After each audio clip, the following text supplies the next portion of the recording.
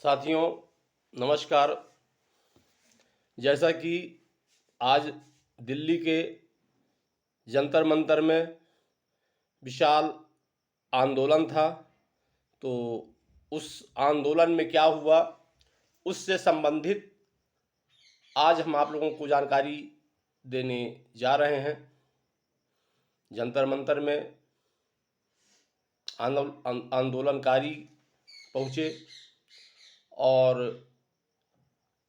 4 से 5 बजे के दरमियान में आंदोलन को ख़त्म करने के लिए पुलिस प्रशासन की तरफ से अल्टीमेटम दिया गया, जिसके तहत आंदोलनकारी और पुलिस प्रशासन के बीच नोक-झोंक हुई।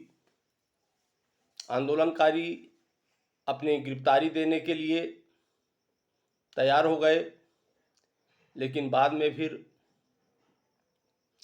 मामले को सटाया गया।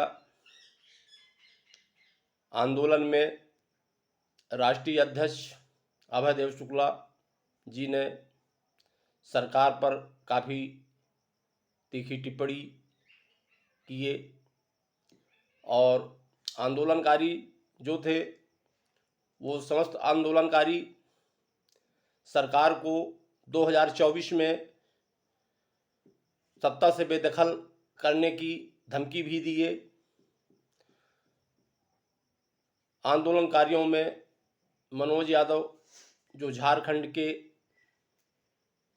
छात्र नेता थे, वो बोले कि हमारी गरीब बहनें लकड़ी बेच करके 10-10 रुपये 20-20 रुपये इकट्ठा करके सहारा में जमा किए और आज तक सहारा निवेशकों को उनका भुगतान अभी तक नहीं मिला।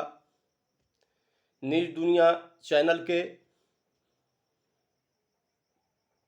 संचालक और ऑल इंडिया जन आंदोलन के महासचिव नीरज शर्मा जी ने समस्त आंदोलनकारियों के साथ मोदी सरकार से इच्छा मृत्यु की मांग की। उन्होंने कहा कि अगर सरकार हमारा भुगतान नहीं करा सकती तो हम लोगों को इच्छा मृत्यु करने की अनुमति दे, क्योंकि तिल तिल करके मरने से बेहतर है कि एक बार में ही जीवन को समाप्त कर दिया जाए। दोस्तों, सहारा निवेशक बहुत ही परेशान हैं, लेकिन बहुत दुख की बात यह है कि बहुत से अभी निवेशक वहां पर नहीं पहुंचे हैं और ऐसा अनुमान लगाया जा रहा है कि जो निवेशक ट्रेनों में थे वो आज शाम तक दिल्ली पहुंच जाएंगे। लेकिन जो निवेशक घर पर हैं, एजेंट जो घर पर हैं, वो समस्त निवेशक दिल्ली के आंदोलन में पहुंचे, क्योंकि ये आंदोलन उनका अब अंतिम ही आंदोलन होगा। अगर इस समय उनका भुगतान नहीं हुआ तो फिर कभी नहीं हो पाएगा। सहारा के जो भी फ्रेंचाइजी गार्जियन है वो बिल्कुल भी सहयोग नहीं कर रहे हैं आंदोलन में।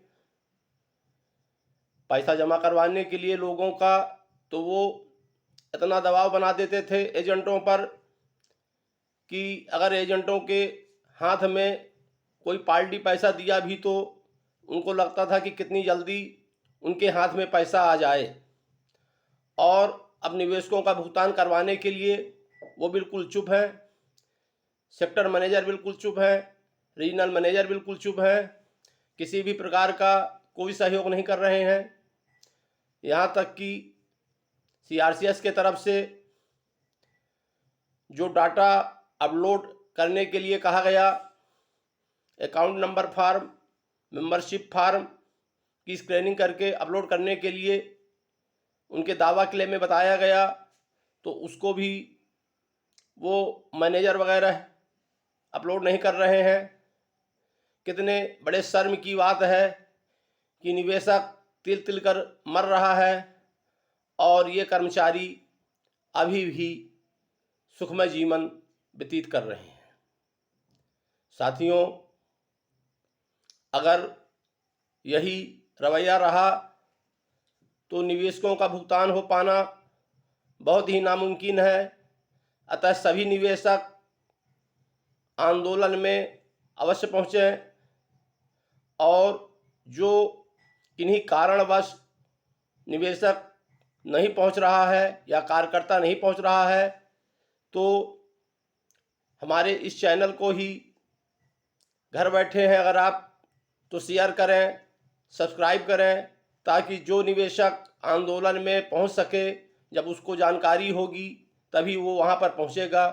बहुत से ऐसे निवेशक अभी भी हैं जो पढ़े लिखे नहीं हैं, तो कम से कम उनको किसी भी प्रकार से जानकारी हो। अतः आप हर हथकंडा का इस्तेमाल करें जिससे निवेशकों को जानकारी हो और वो आंदोलन की भागीदारी बन सकें। दोस्तों, 2024 का चुनाव बहुत ही नज़दीक आ गया है, इसलिए हम सभी को भुगतान के लिए कठिन संघर्ष करने की आवश्यकता पड़ी हुई है और हम चाहते हैं कि अगर 2024 से पहले अगर भुगतान नहीं हुआ, सरकार अगर कुछ इसमें अपना स्टेटमेंट साफ नहीं करी, तो फिर भुगतान के लिए कितना प्रयास करना पड़ेगा